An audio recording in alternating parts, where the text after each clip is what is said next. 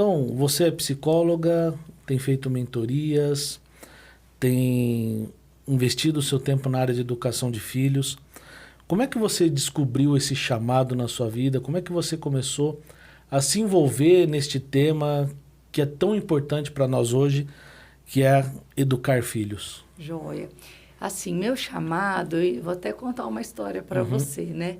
Eu lembro de criança falar que eu queria ser professora uhum, e bancária. Eu lembro que eu brincava muito uhum, disso e eu tinha certeza que, eu queria ser professora. Minha mãe também é, e eu gostava muito de ensinar, sempre fui muito comunicativa e tudo mais.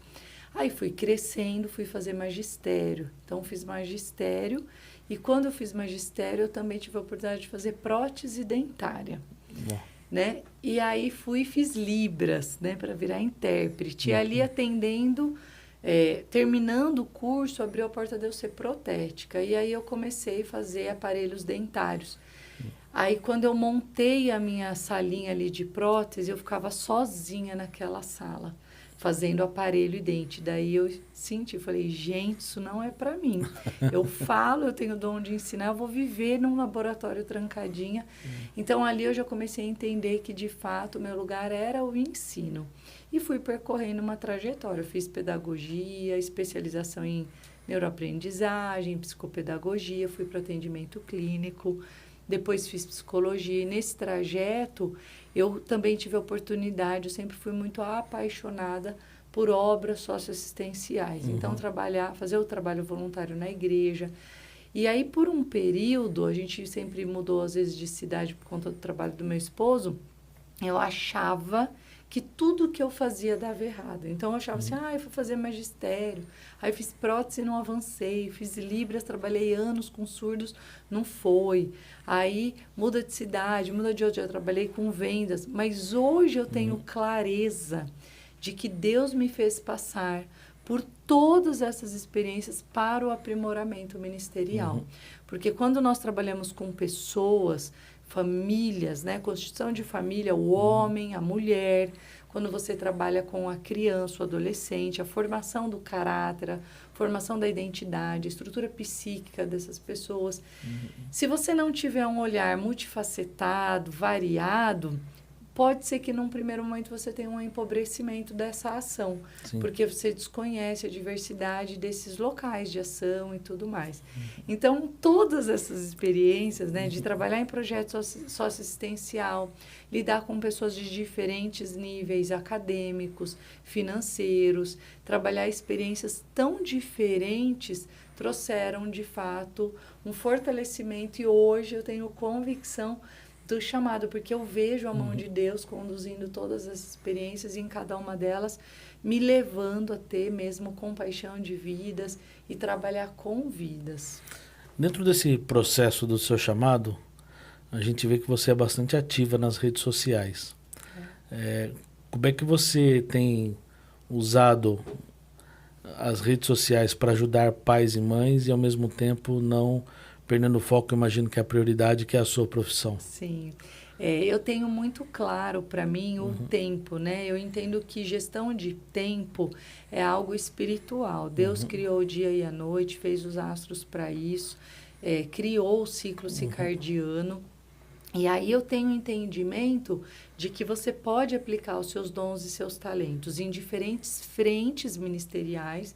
uhum, Então, eu tenho uma ação que eu ajudo, dou consultoria a projetos socioassistenciais, uhum, os trabalhos que eu crio, né, e depois comercializo os produtos e uhum, materiais da minha editora, também apoiam esse projeto.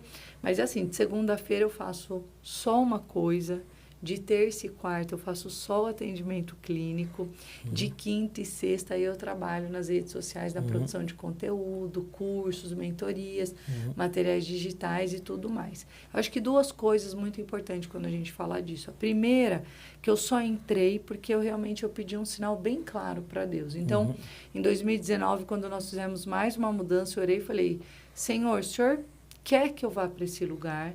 Eu preciso que em novembro de 2020, que é quando eu tivesse terminado ali um curso de formação, 3 pessoas me procurem oferecendo ajuda para as redes sociais.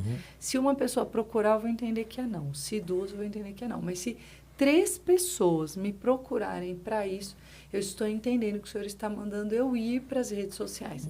Porque muita gente falava para eu ir, para eu avançar, mas a gente tem que ter muito cuidado, porque o pior lugar para você estar é onde Deus não te mandou estar. Sim.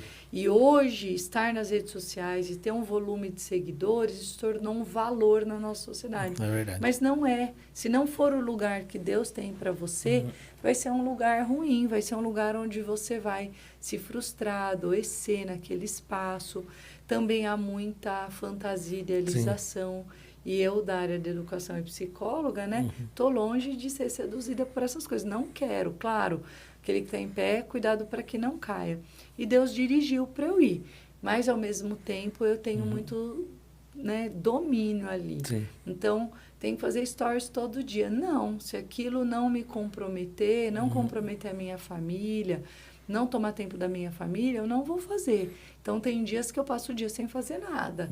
Daquilo surgem milhares de convites. Eu não vou, eu vou 1 ou 2 no mês, eu oro, peço direção de Deus, para que aquilo também não contamine e eu não seja aquela hipócrita, né? Que falo sobre saúde familiar e vivo o contrário disso dentro da minha casa. Abandono meus filhos, meu marido, tenho uma agenda cheia de famoso, mas a minha família vira mendiga, né?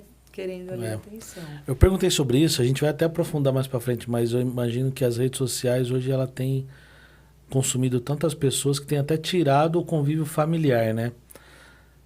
Mas a gente vai aprofundar mais sobre isso. Mas dentro desse seu chamado, dentro das suas atribuições que você tem feito, você tem dado mentorias, inclusive uma que chama Filhos Blindados. Acho que você começou, não sei se você começou recentemente ou não, mas eu tomei conhecimento recentemente sobre isso. E qual que é a principal motivação e objetivo dessa mentoria? Então, quando eu decidi que eu, né, entendi aquele sinal que era para ir, então tem que ter um propósito muito claro. Então, minha missão é tornar famílias emocionalmente e espiritualmente saudáveis. O que eu enxergo? Eu enxergo que muitas famílias cristãs estão vivendo adoecidas emocionalmente porque elas não estão percebendo, elas vivem no mesmo padrão de mentalidade do mundo. Sim. Não está lá adulterando, roubando, matando, mas a mente delas já pensa muitas coisas que estão fincadas e pautadas na filosofia, na organização mental, filosófica, antropológica da pós-modernidade. Sim.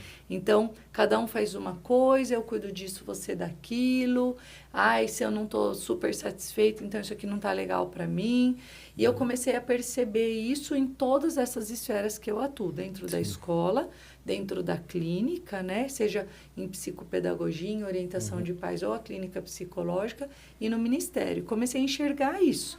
Então, eu entendi que há perigos invisíveis que atacam a família e os filhos.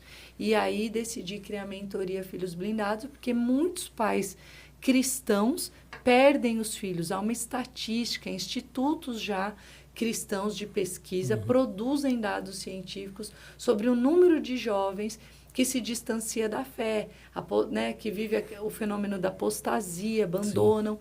E os pais começam a viver um sofrimento intenso dizem eles, né? Criei na igreja, levei para a igreja, ensinei direito. E esses filhos se afastaram. E aí vem o porquê. Eu não esperava que isso acontecesse. E aí eu falo sobre 4 perigos principais. Então, o primeiro perigo, que é o uso excessivo de tecnologia.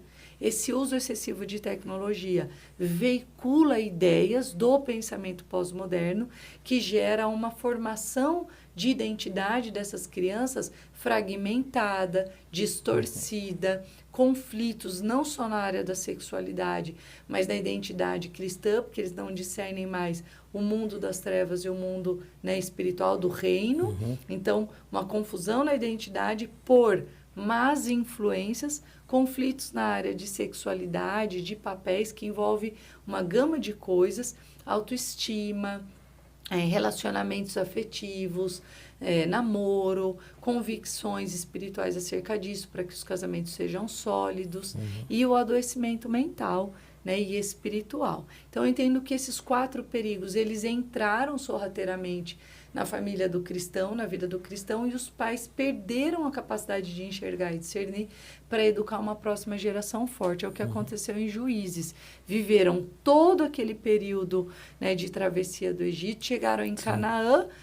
Quando chega em Juízes 2, diz que a próxima geração não conhecia o Senhor, não sabia do que tinha vivido a era anterior e se afastou de novo. E muitos pais cristãos têm vivido esse fenômeno. Por quê? Não estão percebendo esses perigos invisíveis, não discernem isso e deixam de deixar claro para os filhos, o Senhor me tirou desse reino das trevas e nos transportou para o reino da sua maravilhosa luz. Sim. Como? O casamento do mundo é desse jeito, o nosso é maravilhoso. Não, o cristão não tem um casamento maravilhoso, né? E aí eu falo sobre isso na mentoria Filhos Blindados. Então é isso que eu faço lá.